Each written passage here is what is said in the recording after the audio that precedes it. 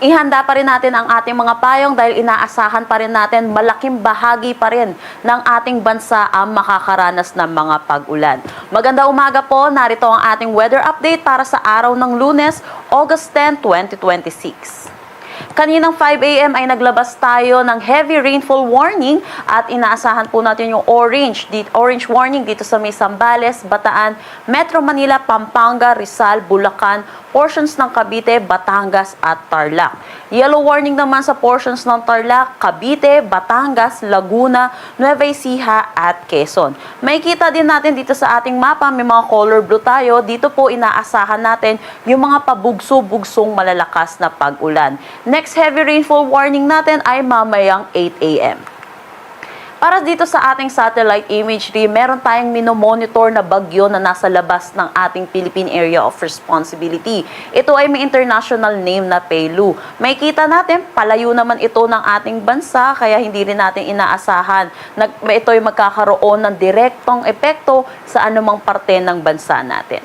Sa ngayon, patuloy pa rin ang pag-iral ng southwest monsoon or habagat dito sa buong Luzon at western section ng Visayas. Ito po yung nagdadala ng mga pag-ulan dito sa malaking bahagi ng ating bansa, lalong-lalo na dito sa Luzon. Dito naman sa may bahagi ng Visayas at Mindanao, kung makikita natin, medyo clear yung kanilang satellite image dahil wala na po tayong inaasahan ng mga malawakang pag-ulan dito. Inaasahan na lamang po natin yung maaliwalas na panahon, pero mataas pa rin yung tsansa ng mga localized thunderstorm pagdating sa hapon at sa gabi. Makikita din natin dito sa ating satellite imagery, meron tayong umiikot dito. Ito po si Dolphin, yung binonitor po natin na bagyo sa labas ng ating Philippine Area of Responsibility noong mga nakaraang araw. Tuluyan na ito naglandfall dito sa may China at inaasahan natin dahil na rin sa interaction nito sa kalupaan ay hihina na rin ito at is posible na rin humina itong southwest monsoon natin na pinalalakas nito noon na si Dolphin sa mga susunod na araw. So pero sa ngayong araw po, inaasahan pa rin po natin magiging maulan pa rin po ang panahon natin.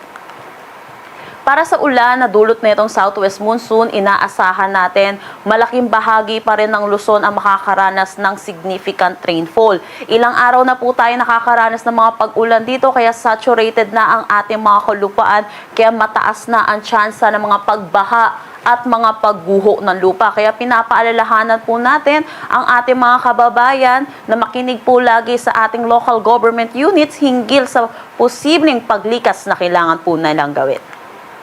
Para naman bukas, medyo mababawasan na yung mga pag-ulan na mararanasan natin dulot ng habagat. Pero significant rainfall pa rin po ito at inaasahan pa rin natin magdadala pa rin ito ng mga pagbaha at mga pagguho ng lupa. Pagdating ng Wednesday, yun po humihina na yung ating habagat at inaasahan na lang natin ang 50 to 100 millimeters of rain sa may Zambales, Bataan at Occidental Mindoro. Yun po, pero may epekto pa rin yung southwest monsoon nito by Wednesday pero humihina na nga dahil na rin sa paghina ng epekto ng habagat dito sa ating bansa. Meron tayong nakataas na gale warning dahil sa malakas na bugso nitong ating southwest monsoon.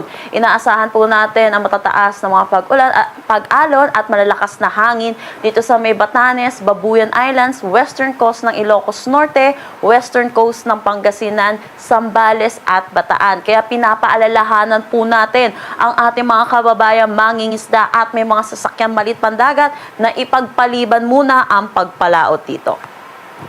Ang sunrise mamaya ay 5:41 a.m. at ang sunset mamaya ay 6:22 p.m.